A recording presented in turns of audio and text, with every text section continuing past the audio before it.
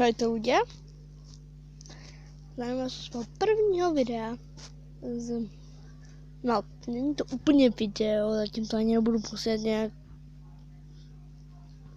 Ale doufám, že se vám něco možná zalíbí.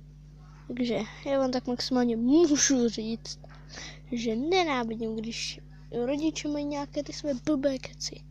Nebudu k tomu dělat nějaké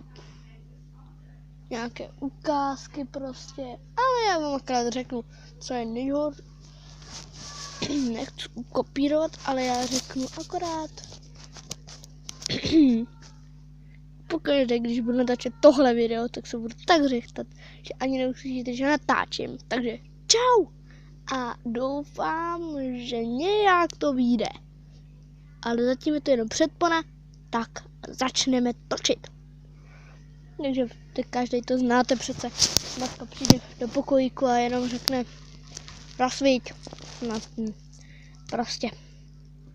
Ale vy máte tendenci začít odporovat a mamka najednou řekne prostě mám dojít pro táčku. Tak vy se začnete řechtat podle toho, jakýho máte vyostce. Ale já si myslím, že někdy to je velice vážný. Protože většinou se začnou hádat i tam ti dva. Což vůbec není pochopitelný, proč se hádají. Takže, já vám řeknu jednu jedinou hádku, jo? Postavte se smíchy. Ne, prostě otec se baví s matkou. Kouvleři řvou na sebe jako najatí a najednou přijde syn a řekne, mami, pití potřebuju.